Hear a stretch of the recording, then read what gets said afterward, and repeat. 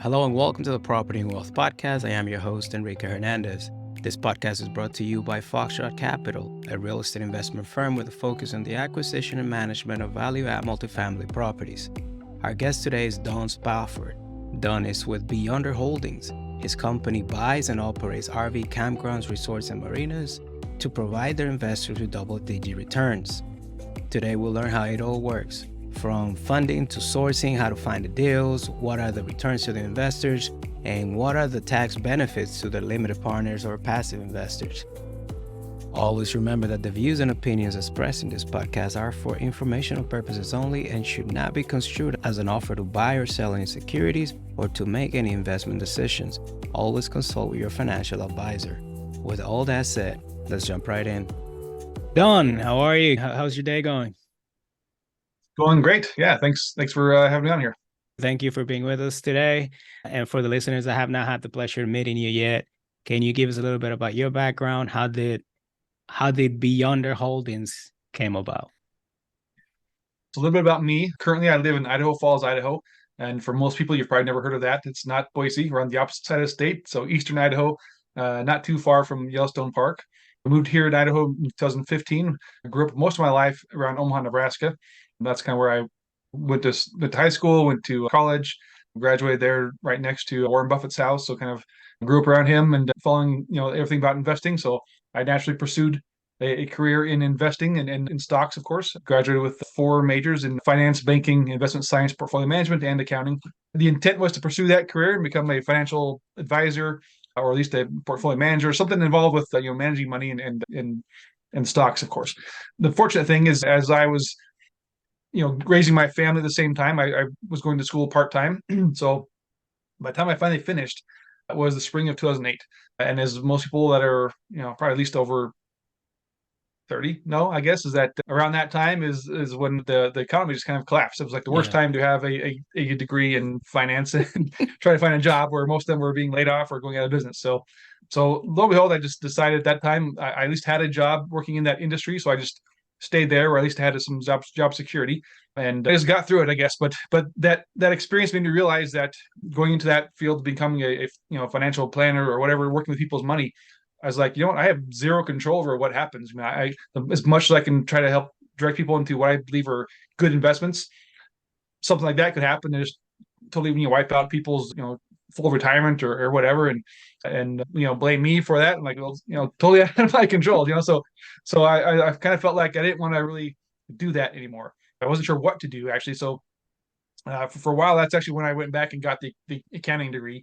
On top of that, it's like, well, all the jobs that were available, anything related to finance, were all accounting. It's like, well, maybe I should just go back and become a CPA instead. So I kind of started down that path. But this whole time, of course, during the crash and everything, as most people would have saw, all these housing prices came down like crazy. And I was like, man, this would be an amazing opportunity to buy properties right now, and hang on to them for later when they do recover. Mm-hmm. But I knew zero about real estate investing. I didn't have any money to go and buy properties. But around that time, 2011, 2012, somewhere there, my wife became a realtor. And so some of her very first clients were investors buying properties in cash, essentially doing the what's now known as the BRRRR strategy, where they would buy it, rehab it, get it rented out, and refinance to get their money back. And for me, that was just like mind blowing. I was like, wow, you could do that? How is that possible? So I was wanting to learn, but again, I didn't have resources to go and buy a property in cash or anything, and I didn't know anybody that could do private lending or anything like that. So I just stood out to at least learn. So I started reading some books. And by the time we were ready to at least give it a try and start investing in something, is when we decided we needed to move, actually, from Omaha to Idaho. So I put all that on hold and figured I'd wait because I did not want to have any long distance properties or and whatnot. So I just waited on that, moved here to Idaho in 2015, and then took about a year or so to get settled in and kind of got back into it and started learning more, and went to I guess what we would refer to as a guru type of seminar that came through town, trying to sell their programs and things. So that got me more, I guess, excited, but at the same time, that maybe I'm depressed, because those programs were tens of thousands of dollars, which I didn't have to do either. Wasn't going to put on a credit card to take that kind of risk to put myself in that much debt. So I was like, well, at least I'll keep trying to learn and get motivated. And the good thing from that event that I went to, though, is that I met a guy who mentioned Bigger Pockets, which I had never heard of before that point. So I came home and said, "What's Bigger Pockets?" So I got on there and started listening to some of their webinars and podcasts and played with their calculator and was like, wow, this is pretty cool. So I decided just to sign up for their pro membership at that point. So that was like near the end of 2016, I guess would have been. And basically, so at that point, again, as we moved from Omaha to Idaho, I was able to work from home for that same company I was with. That allowed me to work remotely. So I was working from home this whole time. And so as I then discovered Bigger Pockets, I started listening to the podcast during the day as I'd be working. So prior to that, I'd usually just listen to music or something. So now I'm like, hey, I'm gonna play these podcasts so I can at least learn while I'm working and do my Educate job. And myself. exactly, so give me something more productive to do than just listen to music, right? So I was listening to podcasts all day long as I was doing my job, and then that kind of helped build up that confidence and motivation to make something happen. And I started searching for properties and and now analyzing properties. Probably about 100 properties a week. I was just going through and running the numbers, and eventually that's why I found the first property we bought was a fourplex. I found it in March of 2017, closed in June.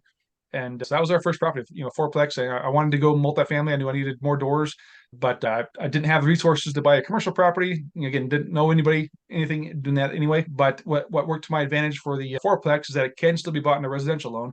And in my area, there's at least some lenders will use that can do a 10% down payment on an investment property. So usually for even a fourplex, most lenders are going to require 25% down. So doing it at 10% made that, first of all, achievable. And on top of that, I learned again through the Bigger Pockets forums that someone could actually also borrow from their 401k. So I still didn't have the amount in savings needed for a 10% down payment, but I realized I had access to that money in my 401k. So I took a loan for my 401k for most of that amount and purchased that fourplex in 2017. And that's kind of really what got everything started, got the ball rolling, I guess you'd say. And I still own that property now. We were 6 years later, and I've been able to refinance it and pull out, six figures on that. So much more than I put down to begin with, to keep that money reinvesting and growing and doing more while it's still cash flowing just as well as it did before I refinanced it. So yeah, so that's kind of what everything got started. And then you asked, I guess, how I got to Beyonder. So skipping ahead a few years as I got into different things and just opportunities came up, but I started networking and learning more. I got to the point where I was ready to get into commercial stuff. I wanted to get into these big multifamily properties. This was in early 2021. The problem was that as I was researching and doing my analysis, running some numbers, I was not finding anything that would hit the kind of targets I was looking for cash flow. Cash flow was always my number one priority. Yeah, you can double, triple your money on a flip or a rehab or whatever, but you may not. Things could happen. But I was like, but if cash flows, then you usually are okay to have it keep cash flowing without any problem. So I needed good cash flow. I was looking for at least double-digit cash flows. Those first fourplexes I bought, I was getting very high cash on cash. Obviously, with the low down payment, I was getting like 40% plus cash on cash and things. And obviously now infinite returns because I refinanced it. But so trying to find a multifamily that could at least get double digit, I was not seeing it. And so I got a little bit depressed. But at this point, I started networking. I was being more active on social media, on LinkedIn and meetups and things. And so Yeah. I was meeting other syndicators, learning about their deals, seeing more opportunities to invest in syndications. But I was, I guess, sort of a bit surprised, maybe shocked, to learn that most of them were still very low cash flows. There was, typically in the first year at least, you'd get maybe 2 to 4% cash on cash, and then average over a period of time, maybe 6 to 7% cash on cash, typically, just from the actual cash flow, right? Not counting the equity. So I was like, that's not that great, So I was like, what do I do? There's got to be something better out there. And one day on the podcast, I heard somebody talk about RV campgrounds and the kind of returns they were seeing, and multiple income streams from one property. That kind of got my attention. I was like, hey, you know what? That sounds like something I'm looking for. I didn't know anything about campgrounds, but I'm in a big camping area. Most of my neighbors have RVs and go camping all the time, and so I was like, I want to learn more. So I started just following that rabbit hole, I guess you'd say, and going to different webinars and meetups and things that were people that are in that niche talking about it and doing it. And so I started to learn more and kind of offer myself to be a boots on the ground if someone wanted to buy in my area out here near Yellowstone, and just commenting here and there on different social media platforms. I eventually came across a couple guys that had just bought their first property, and they actually reached out to me, I guess, from a comment I made, and we got a call and kind of talked about where they were heading, their vision of what this was what they were seeing what's going to happen in this industry, and of course talked about my goals and what I was looking for investments, and even like a partnership to get involved with something. At that time, when things all seemed to align, they actually invited me to come join with them, and I was like, yeah, let's go for it. I've Say got nothing else to less. lose, right? What am I Yeah. going to lose, right? I didn't want to look back a few years later and regret not taking that chance, because again, for what I was seeing in the multifamily space, not to knock on anybody that's in multifamily, I know lots of people are in there, but for me, it was just not meeting my goals and what I wanted to do. And so I was like, right now, here is this opportunity right now that does get the returns I'm looking for and something different. Let's go for it and give it a try. And so that's kind of how that all came about.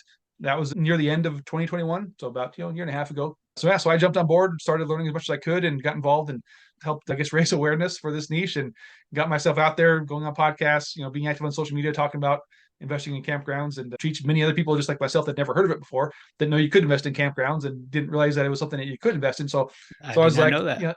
yeah, exactly. So come to find out, if I've talked to now hundreds of different investors, there are many who felt the same way I did at the time, that I want better cash flows. I'm not seeing great cash flows. So now I can show them, hey, we can hit double digit cash on cash. That gets people's attention, and they're like, hey, I want to learn more. I want to invest. And so it's been a fun experience in that regard, that I get to be the one now helping people to realize that their financial dreams are achievable, maybe faster than they thought they'd be, because they can get those higher returns with less money out of pocket than instead of investing in 10 deals to get where you need to, maybe you can invest in 4 deals or something. So anyway, so it's been fun for me, and great. Enjoy talking to people about it. Kind of a Awesome. long-winded introduction there. Sorry. No, thank you. Thank you. I appreciate all that. It gives me, I should say, enough to ask you a lot of questions. So, would you say that if your wife wasn't a realtor, you would be where you are right now? Oh, that's a great question. I don't know. Honestly, I don't know, because part of what caused all that to happen is when she became a realtor, her broker suggested that she read the book Millionaire Real Estate Agent. And so as I was searching for that book to help buy it for her to get it, I Yeah. came across the other one, the companion book, The Millionaire Real Estate Investor. And I was like, that sounds interesting. So I bought both books at that time, got the agent one for her and the investor one for me. So I would go with her to go show houses, and I would sit in the car and just be reading that book. So yeah, so maybe if she would not have been a realtor and not have worked with investors, and I would have not bought that book, I don't know. It's a great question. That's, I've never really thought about that. and you mentioned now your first acquisition was a fourplex, right? This, I'm assuming you self-managed this. How was that experience? And then how were you able to source it and fund it? So yeah, so when I bought it, I intentionally said I'm going to self-manage it, because I wanted to learn that process as well. I wanted to get familiar with the building, the Yes. tenants, and everything involved with it, because if I were just hire out a property manager, how am I going to know if they're doing a good job or not? I need to at least understand how that works, first of all. In the end, I still self-manage it today, just because I couldn't find someone I felt comfortable with to manage it for me. but Mm. but yeah, so how I funded it, we kind of talked about this, is I found well, first of all, how I found it, I actually found it listed on Craigslist, of all places. It was a for sale by owner. They had apparently they did list it with an agent, like the winter before, like so in 2016, I guess would have been like late 2016, they listed it, didn't sell, so he decided just to list himself for sale by owner on Craigslist. That's where I found it. At the time, it met the 1% rule, which, if those listening don't know, that's basically 1% of the purchase price is basically what you get in the gross rents. So I was like, okay, it's meeting that minimum requirement. That was a big deal at that time. Today that's hard to find, but at that time I was like, cool, that was a good thing to check off the box. And then also knew that it was under market rent, so I could definitely get it up higher to get better cash flows.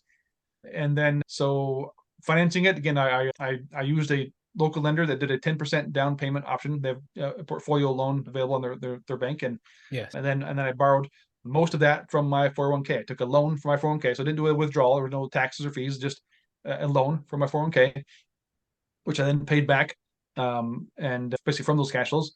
But yeah, that's how I was able to do it. Basically, I bought it with $26,000 down, 20,000 of that for my 401k. The other 6,000 basically just again, luckily I didn't really have any savings. This was really taking a big risk for me at the time, but my wife had just sold a property, so she got a small commission from that, and we just got our income tax returns back right that same time. So I kind of combined all that It was together, a and good we bought timing. this with $26,000, and that's what got it going. Interesting. A lot of people don't know they can borrow from an IRA or a 401k, right? Would you mind explaining how that process went? in a nutshell? Yeah, well, it's pretty simple actually. I mean, it all depends on your custodian, I guess, who holds it. But this is through my employer 401k, and so just basically for me in this case, we just go online, go through the process to take a loan. Of course, they have lots of warnings, say you understand if you're taking this out, you're taking your money out of the market and you're not getting gains, or whatever. Which I'm like, yeah, I understand that. I'm not buying a boat. I'm buying an investment property that's going to give me probably higher gains, right? So anyway, so I did that, and it gives you the option to pay it back for up to 5 years. You can also borrow from your 401k to purchase your primary residence.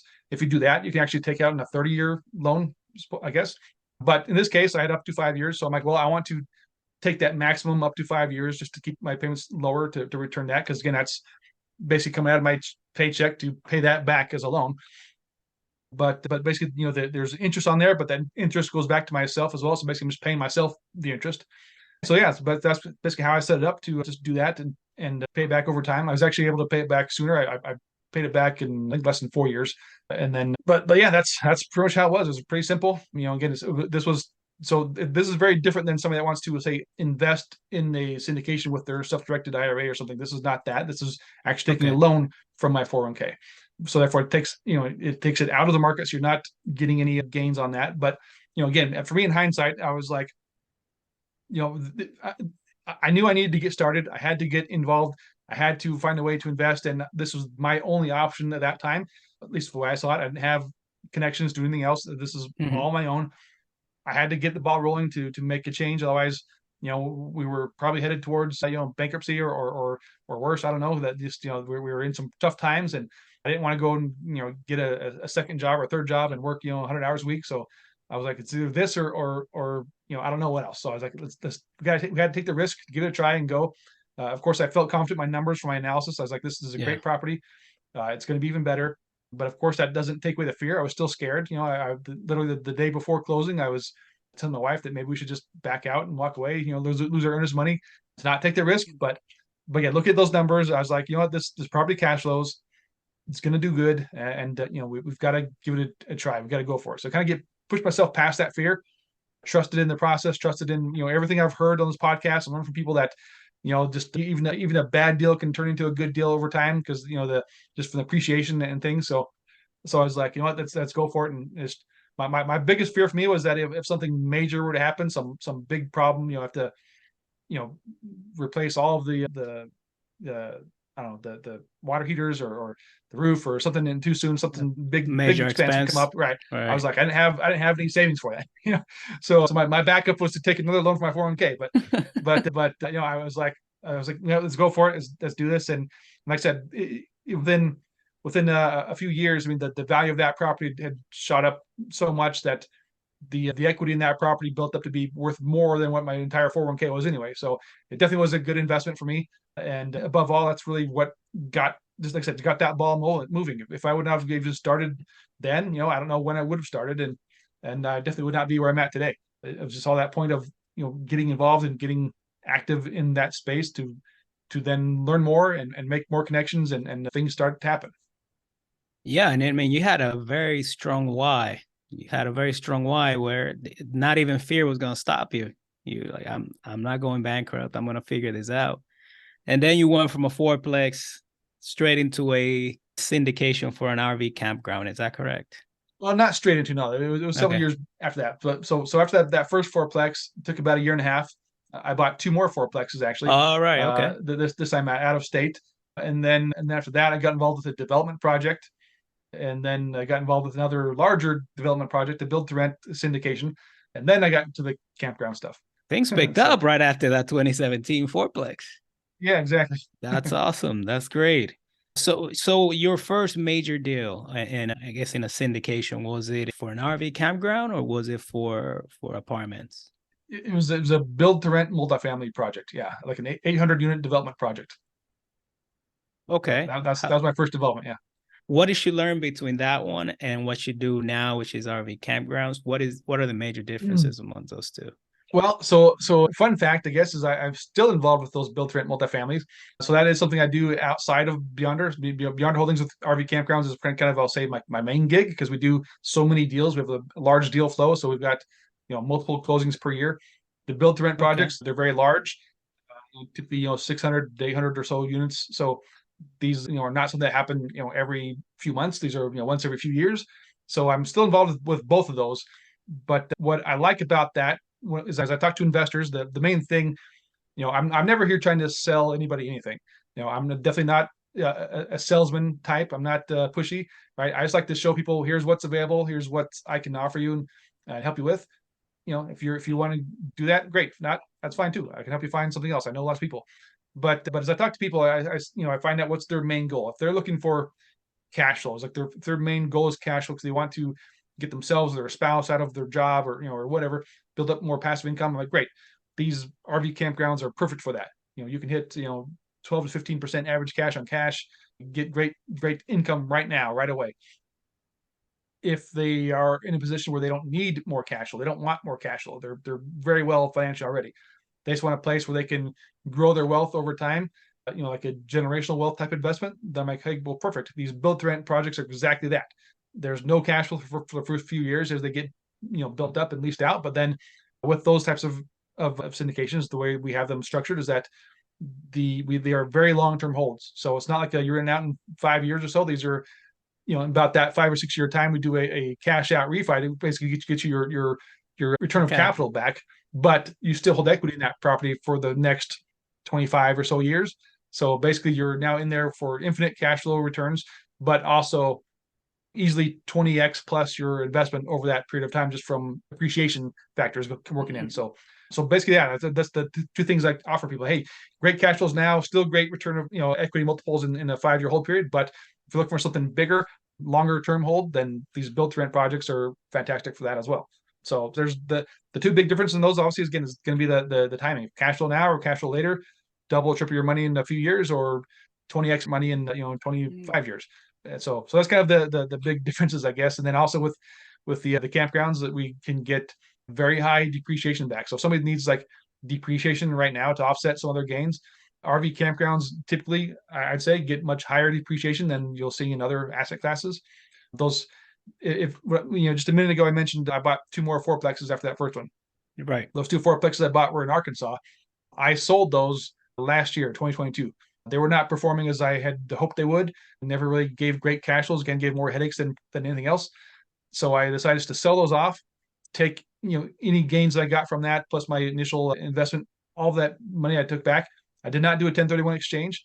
I instead invested it right into our RV campground fund, mainly to get, first of all, great cash flows. So I can actually get cash flows I wasn't getting from those other properties, but also the depreciation. Instead of trying to work out this 1031 and go through all the problems with that, I was like, I can invest in these campgrounds. And I was expecting to get, at least decent enough depreciation to offset those gains. Turns out the property we purchased in December of last year gave back to all of the investors on their K1s a 222% depreciation. So kind of like an insane number you don't see anywhere else. And so I was like, yeah, well, that helps. That totally offsets those gains and more, right? So I was very happy with that. And so, yeah, I tell people when people ask me what kind of depreciation to expect, I say, well, it's going to vary by property, but typically I'd say average, somewhere between 70 to maybe 100% is normal. There are cases where like this where you can get well over 100%. I've seen other ones that have been 150%. I was never expecting to see over 200%. So that definitely gave me now something I can talk about. That yeah, I can firsthand show you here's that 200% plus depreciation that you can get. It is possible.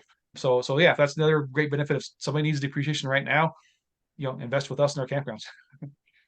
And for our listeners that are not familiar with depreciation, how are your limited partners or your investors benefiting from depreciation? Yeah, well, obviously, I'm not a tax advisor or anything. So talk to your CPA or tax advisor to how it specifically affects you and your circumstances, because everybody's different how it can actually work to benefit you. But thank you for that disclaimer, Don. but typically what we'll say is that any other passive income gains that you have, or if you or a spouse are a real estate professional, then that depreciation can be used to offset either your passive income or possibly even your earned income in certain situations, right? Again, you have to talk to your tax advisor, CPA, to know how it affects you directly, but effectively it can reduce your what you would pay in taxes based on your income. So if you had, say you earn 200,000 a year and you get taxed at, I'm just making up numbers here. It'll say you're taxed at 30,000 in taxes that you'd owe. Potentially, you could reduce that to nothing, or to at least a much smaller amount to paying taxes, to kind of save you that tax expense, right? How often this happens every year? This depreciation is passed through to the investors every year, or? Sure. Well, anytime there's a new purchase, so if somebody were to invest in a property we close on this year, for example, you would get what's right now we have what's called an accelerated depreciation. So your year one, you can depreciate a much larger amount right away. So that initial year, you get a big chunk taken back, and Cost then segregation? through cost segregation, yes. And then whatever's left over, then it gets depreciated over the going forward years. You could get Right. For our grounds, it could be 30 years going forward. You'll get some additional depreciation every single year after that. Not as much that first year, but still something in each year next. But then, of course, if you invest in another property the next year that we close on, then that'd be another big depreciation for that next year, and so on. So the more you invest in as new closings happen, then the more big depreciation you get each and every year.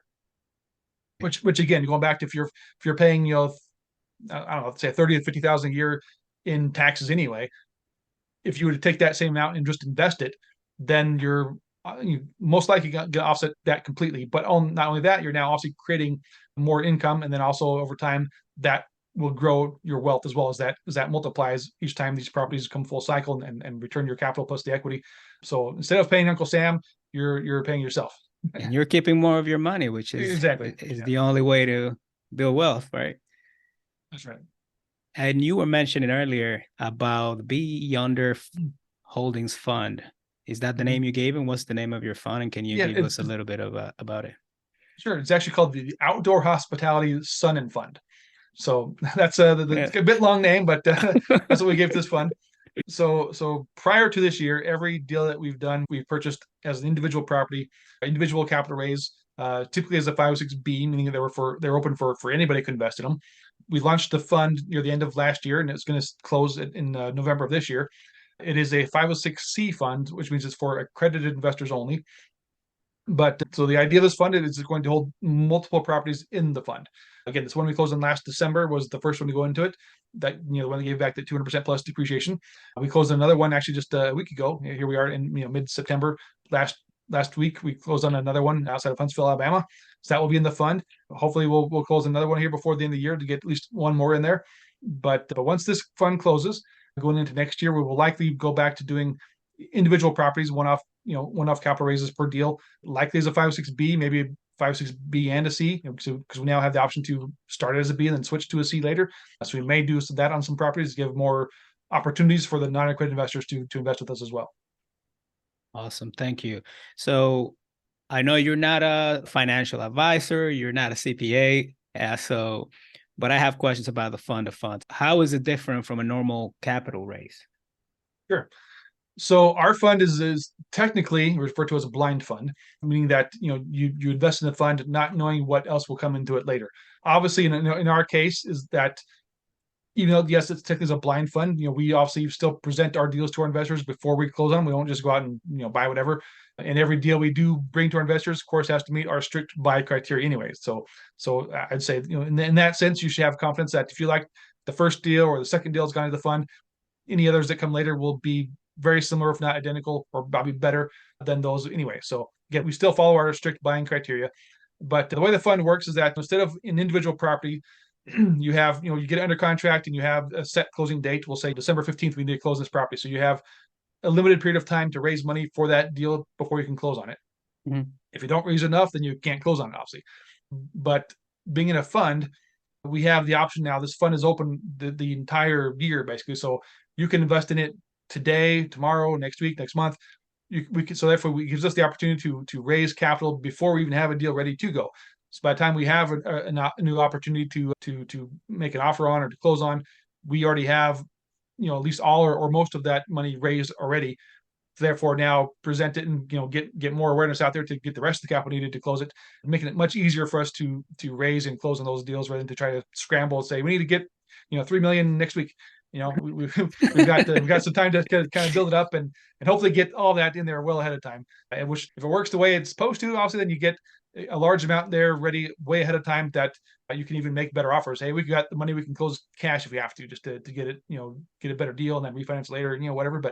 But it gives you more flexibility and a little bit less stress, preferably to be able to raise money the entire time, even before you have a deal ready to go. Understood. Now, with this fund, what are the benefits of this fund for your investors? Sure. I don't want to say the wrong word and then SEC picks us up. But yeah, I think you're okay. Yeah, so versus investing in an individual property, the benefits of the fund is that you have, first of all, more diversification. So, and that's in several factors for that. More diversification means you're now in several properties, being that's, for example, if one property gets, maybe only 80% depreciation for you, property B maybe gets that 200% depreciation, property 3 maybe gets 125% depreciation, so now you have that combination of more opportunities to get that higher depreciation than just being in one property maybe only gets that 70 or 80% depreciation. So it gives you a better chance to get more depreciation. It also gives you much better chances of getting higher cash flows, in the sense that, for example, if one property that you're in gets hit by a hurricane or tornado or a flood or something that occurs that could damage that property and make it non-functioning for a period of time, the other properties in the fund are still operating, presumably, and then they are therefore still producing cash flow to make sure you still get your expected distributions on time, while the other one goes through the insurance process and gets repaired or whatever. So you have more protection there for your income, and then it also gives you a bit more. I guess the one thing we didn't talk about before, I guess, is the benefit of investing in these kinds of properties, that you can actually go there yourself and enjoy it. You invest in a multifamily or storage or something, you're probably not going to go live there or use it. But our campgrounds, you actually can go to and go have fun and create experiences. Kind of why I use this tagline, invest where you play. It gives you the chance to go out there and have fun and get some real experience and memories with your family, with your investment, and something to talk about with your friends. If you're hanging out with your friends and talking about, hey, I'm an owner in this property, they're like, what are you talking about? So it gives you a place to talk and discuss investing and teach your kids maybe about it. And so that's being in there for in the fund gives you more properties you can go visit that you are technically invested in. And then there's the added benefit is that also when we do the liquidations of these properties, it's not like you're in one and you're out when it closes. You're now in several that will have like a rolling close period. So as we each property's closed at different times down the road, each of those will be liquidated around that year 5 point. So there will be property 1 we get liquidated in say 2027, then the next property 2028, the next one 2029 or something like that. So you got that kind of rolling close. So you've got the constant return of capital plus new equity over that period of time, rather than just one time you're in and out. So it gives you more I guess flexibility there with your money of what to do with it and how to receive it and all that. Man, I don't know. There's probably several more I can't think of right now, but those are probably the big ones. Is that protection from the diversification, but also greater chance of income from the diversification. Thank you, Don. You mentioned invest where you play, and you allow the investors, the passive investors, to come visit the properties, stay there. This is free of charge. How do they get out there? Sure. Well, first of all, obviously our campground's open to anybody, so anybody can go there at any time. You make the reservation, which that's first of all probably the harder part is getting the reservations. Usually, that's where I'm getting at, because they do fill up. And just to explain, I guess we didn't talk about this earlier, is the campgrounds we buy, so people get the right thing in the way you think about these. Because for most people, who think of an RV park, will say you're probably imagining more like a mobile home park in a sense, but with RVs. That's not what we buy. These are I prefer to use the term RV resorts or RV campground resorts, kind of thing. So it's more like a place where people go to have a great time and they go home. Nope. So people are not living there typically year round, and they come stay for a weekend or a couple of weeks. Some of our full-time RV people may be more seasonal, so they'll go someplace for a full winter or summer, but they're not living there year round. And so with that, a lot of these places, you make your reservations 6 months to a year in advance, because they do fill up. People like to go and have fun. So sometimes it's hard to get in there. So with our investors, what we do offer our investors is a 1 week free stay per year at any of our properties. So for example, you can use a couple days here, a couple days there, or you can go stay a full week for free at any one property. But then beyond that, we also give a 20% discount throughout the rest of the year. So again, if you're a person that loves outdoors already, you already go camping, you're already doing it. Why not, first of all, invest in that? Again, invest where you play. It's something you're already doing, so why not make money from it? But then also gives you that added perk, we'll say, of having a place you can go for free for a bit or discounted throughout the whole year, which of course you can use with your friends and family and enjoy that. So yeah, but we definitely encourage our investors to go there. A lot of our investors have probably never set foot on a campground before. They just come invest with us because the great returns. But it's a much better, I guess, understanding when they can actually have that experience, go there firsthand and be there and see it and understand it. I even, often when I talk to investors, I'll tell them, even before they've invested with us, I was like, if you've never been to one, you still don't quite understand what it is. I was like, just, Google in your area, look for RV campgrounds near you, like a family friendly one that has activities and things. Just go there on a weekend. Drive there on a Saturday. Don't have to make a reservation. Don't stay there if you don't want to. Just drive in there, park, and look around. Get familiar. Yeah, see what's going on. See all the people having fun. See the people enjoying themselves and how busy and packed it is. Then you'll get maybe an idea of what exactly it is and how these make so much money. But like the one we just closed on this last week, it's a perfect example of that. It's a big property. It's got a big lake shore area on the Tennessee River, and so big water area. People go jet skiing, boating, all that kind of stuff. We'll be adding in an aqua park and things there. But it's also got the big ropes course.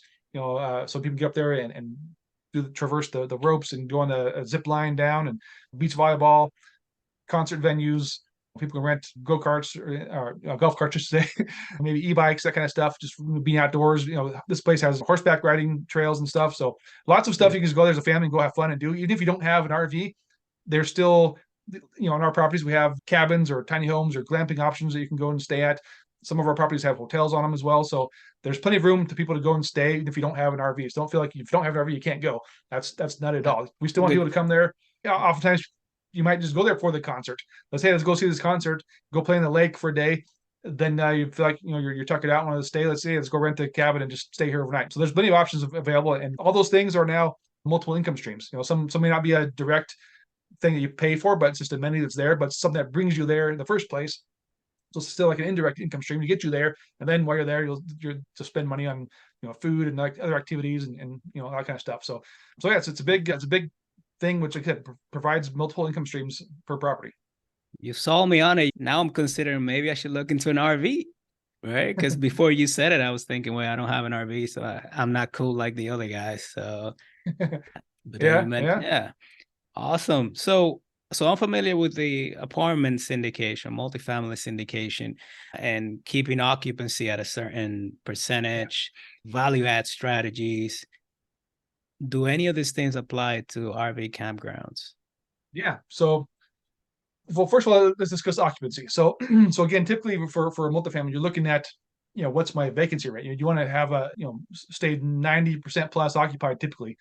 For RV campgrounds, at least the transient campgrounds like we do, again, where people come and go, we don't look at that number. We look at the occupancy numbers. We look for we'll say an average standard campground is a good campground is about 30 to 35% occupancy, and that takes into account the entire year. So keep in mind, a lot of these properties may close down during winter.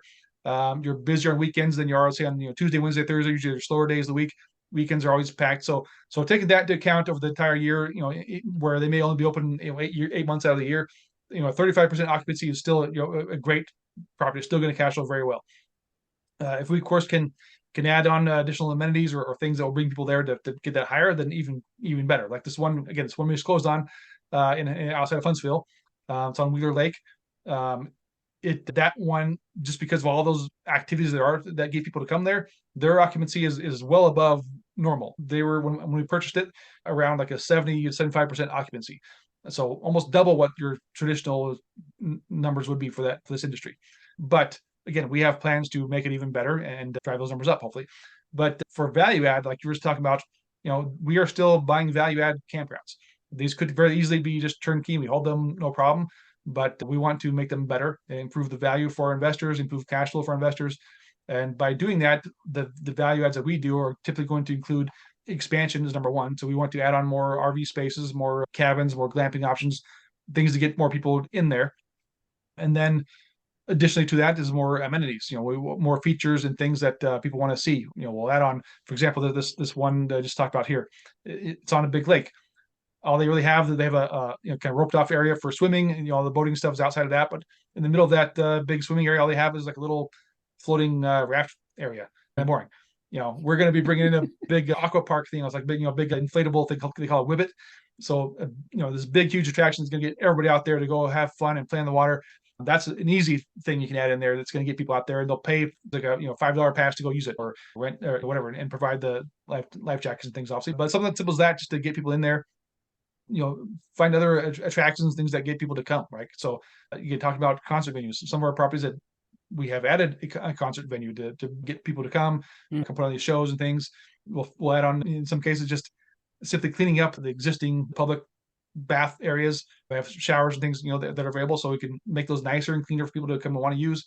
Something that we provide that some other campgrounds don't provide is we provide free Wi-Fi. So lots of people that are now working remotely, work from home, work traveling, I guess, full-time RVers and whatnot, they need good Wi-Fi to be able to work and do the things they do. So we provide that as an additional amenity to get you to come stay to our campground versus another one. And then, so on top of that, it's just all these. Sometimes it's just the little things that make a place just feel nice and comfortable. Good, clean beds and the comfortable amenities and things like that. Food options is a big thing. If we have space, we'll have potentially a building that we use for a restaurant. We don't run the restaurant typically. We're just going to rent the building to a local restaurant that wants to come out there and serve the people. Some of our places might have a small like bar and grill thing where we can serve simple stuff. But a full-on restaurant, we don't manage that, but we do rent them out to others. Again, for water areas, again, like this big lake and the river and stuff, we can add on marinas. Again, this one doesn't have a marina. We're going to be adding on a big boat dock there with multiple boat slips. Somewhere we have another property in Missouri. It's on the Truman Reservoir. It had a very large boat marina already, but we expanded it because there was a big waiting list of people that wanted to be right there on those boat slips. So we expanded it out, can now rent out more boat slips to people and bring more people in there for, obviously, when they pull in for the docks, they can step off and come and enjoy some of the amenities there as well. So lots of different these little things that can really just drive up the value, adding up all these multiple income streams adds to your bottom line of the NOI, therefore drives up the value of the property. Interesting. So you mentioned 30 to 35% occupancy, right? About average. Now, 30 to 35%, so I'm trying to compare it to apartment syndication, so it makes more sense for me, right? So 30 to 35% on a multifamily syndication, you're like, oh my God, what's going on, right? Now, but you'd be going bankrupt, yeah. Right. Yeah. Yeah.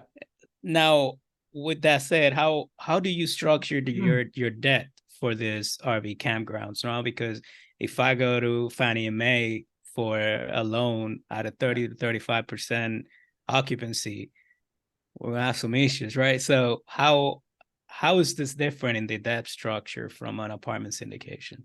Sure. Not too much different. We still use bank loans. We Fannie and Freddie do not lend yet to campgrounds. Hopefully that'll be changing in the near future. But for right now, we do use some national lenders that do lend on campgrounds. So we still get typically a 75% LTC, getting including our capex in the loan where we can, and then we raise the rest through private equity for our investors. But yeah, we still get loans. The big difference is going to be is typically we do not have non-recourse loans are not available right in campground space yet. So all of our loans are recourse only. That our deal sponsors, we have no problem signing those loans. Basically, just puts us personally responsible for them.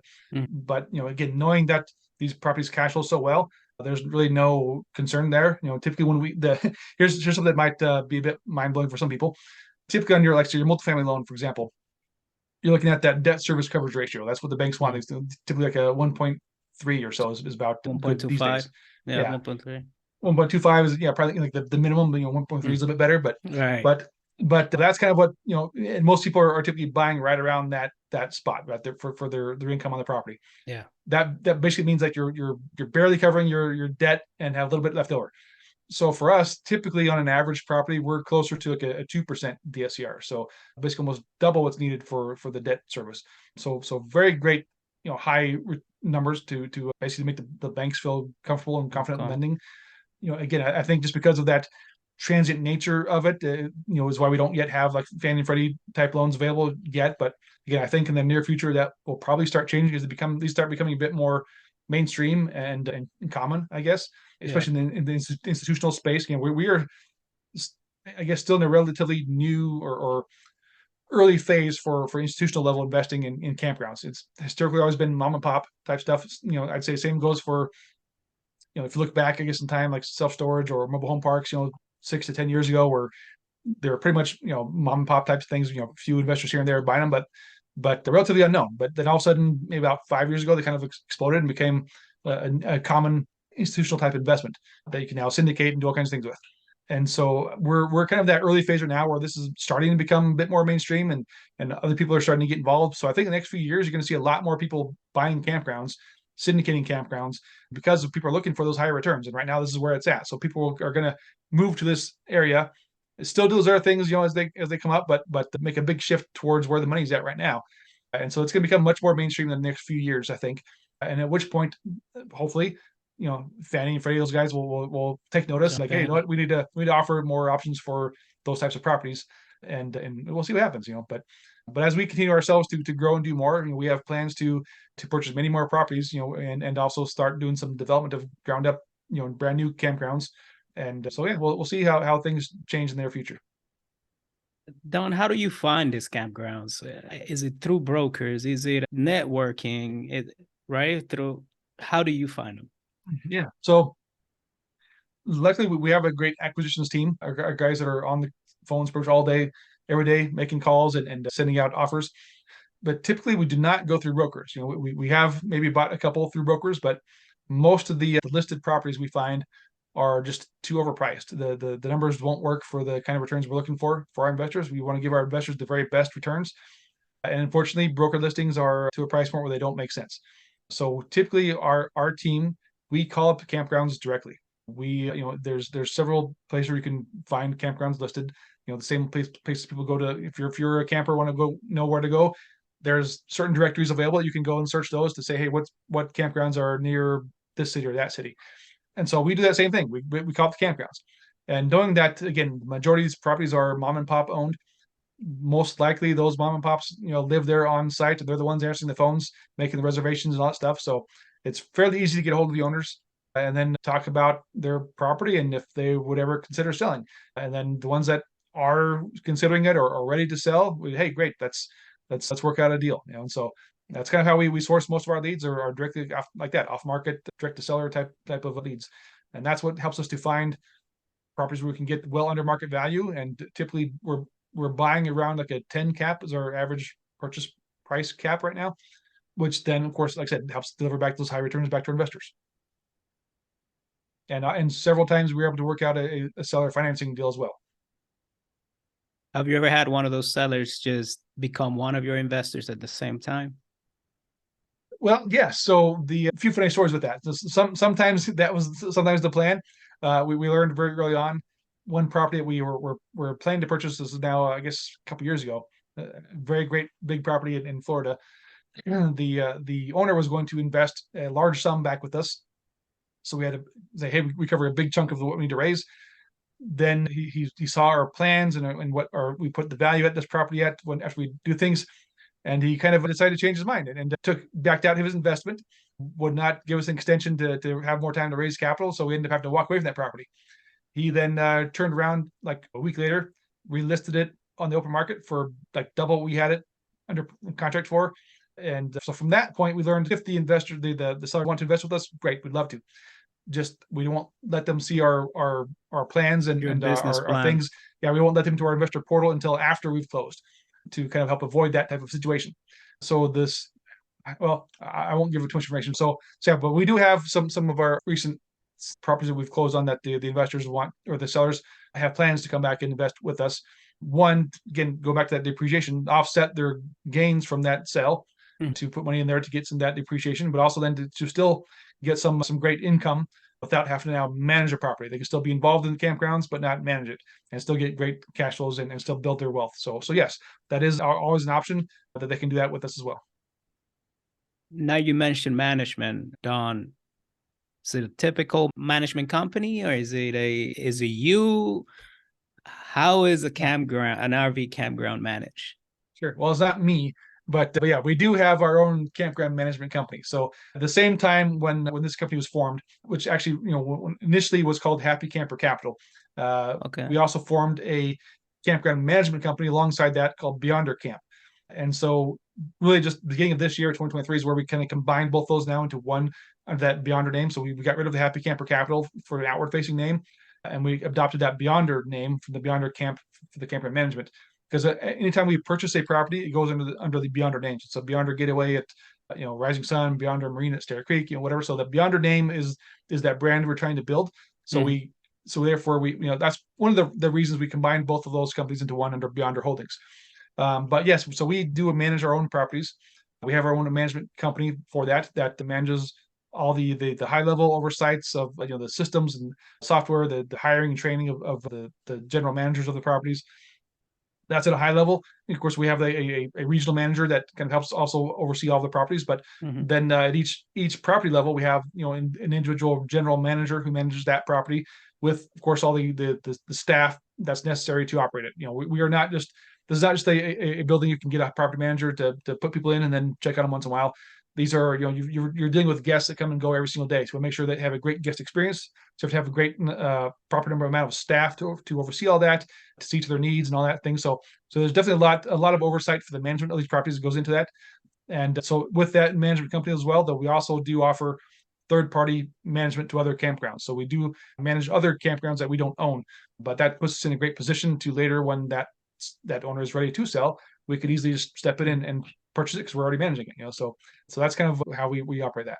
Yeah, you know the tenants, you know all the ins and out, right? Because you've been managing. Well, not you, Exactly. but the company. Yes. Don, would you mind telling me a little bit about how is insurance for an RV campground? I know now nationwide, even though I'm hearing towards the Midwest, insurance is not as crazy. But for an RV campground, how is insurance premium being handled? Yeah. So for us, insurance is a pretty important thing. For all of our expenses, insurance and payroll are our two biggest expenses. I know many will say like multifamily or other rental real estate owners who try to get the cheapest insurance they can get just to keep their costs low. For us, it's kind of the opposite. We want the best coverage we can get because for the most part, people's lives are at stake, I guess. They're just, again, going back to we're on a lake, people could easily drown or get hit by a boat, some other kind of accident, get run over by an RV. All these things could happen that could seriously injure or kill somebody, and obviously provide a lawsuit or other types of problems. So we have very great coverage to cover all those things, the liability, loss of income, but several different things that kind of covers with the insurance, right? So with that, it's a very high price, obviously, but it's kind of what's needed to insure all the things from not only those liability coverages, but also damage. Again, talking about hurricanes or tornadoes or all kinds of storms that could cause some damage.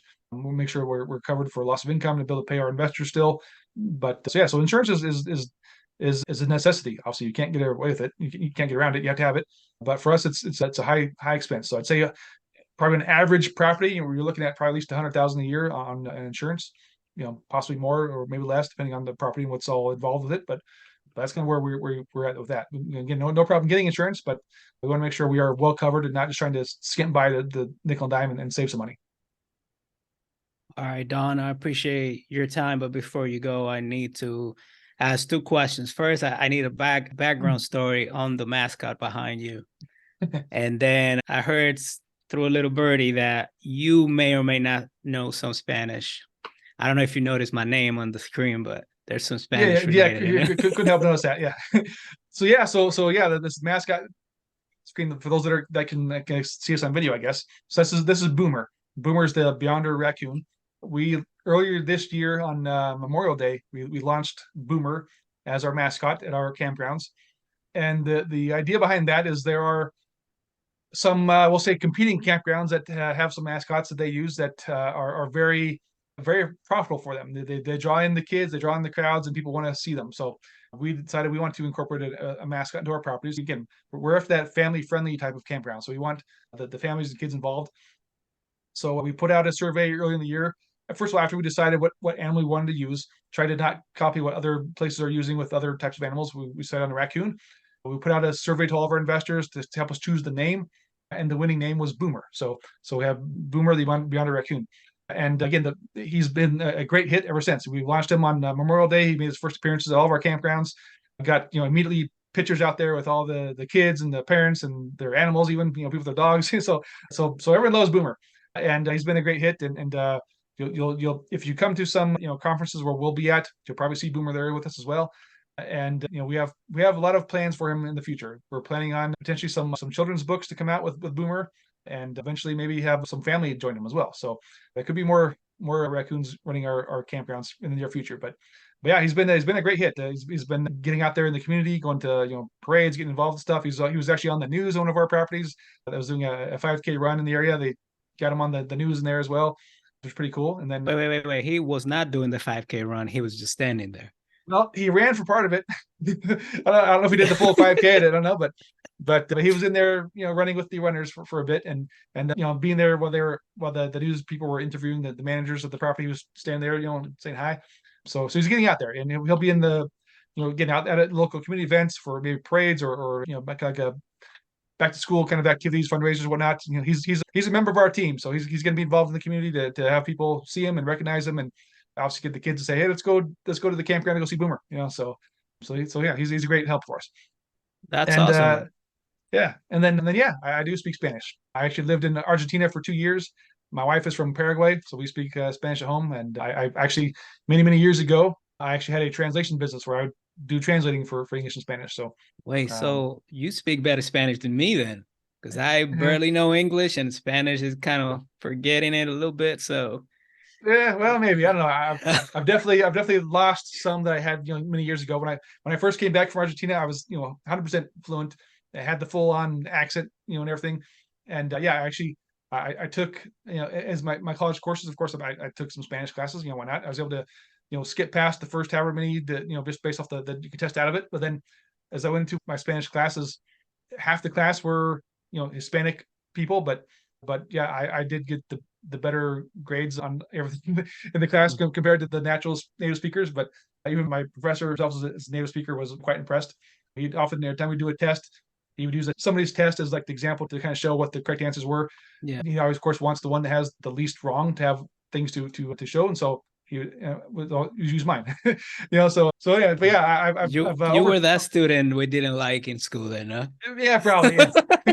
But no, yeah, of course being speaking at home, I keep it up, but I've definitely gotten lazy over the years, and I don't quite over pronunciate the words correctly. Even in English, I talk fast, I kind of mumble, so I do the same in Spanish now. But I still read and speak somewhat fluently. I'd say once in a while I forget some words. I have to try to remember how to say something here and there. We went to Paraguay last year for a few weeks to go see my wife's family, and hopefully we'll go again next year. But yeah, we speak. All right, so we're gonna start this whole conversation over, but we're gonna try to do it in Spanish now. We, Ready? we can do it. Actually, I did a podcast in Spanish a bit ago. My wife did it also a few weeks ago on that same podcast in Spanish. So, I'm gonna look that yeah, up. I'm gonna look that up. I'd love to está hear you bien. speak Yeah, Spanish. Ah, I yeah. like it. Vamos. Muchas gracias por tu tiempo hoy, Don. Lo aprecio mucho. Told you my Spanish was good, but not that good. My English is worse. So, Yeah, no now, problem. Don, thank you very much for your time, for allowing me to pick your brain, right, and providing so much insight, so much valuable information. Yeah, my Uh, pleasure. how can people learn more about your projects, about you? Are you in social media, LinkedIn? Yeah. I'm actually very active on LinkedIn. I guess and Facebook. Whole nother story that we won't get to now. But I used to not be active on social media, but I became so. I'm very active on LinkedIn. You can see me posting pretty much every day there, at least Monday through Friday. I don't do weekends, but I'm active there. You can reach me there. I'll if you send me a message, I'll respond. It's not a VA or a bot. It's actually me. I create my own posts. So you can definitely find me there. You can also reach me by email, don@beyondercamp.com. You can go to our website. So beyondercamp.com is technically our management website. So you can see all of our properties, book a reservation there. But you can also get to our investment side, through a button there, or you can go directly to beyonderholdings.com is our investment website to register there, to get access to our investor portal, kind of see our deals. And when you're ready, I guess you can invest with us as well. But you can also schedule time to talk with me. I'm always open and happy to talk and discuss your investment goals and how we can help you reach them. Awesome. Thank you very much, Don. Have a great one. Yeah, my pleasure. All right, Bye. take care.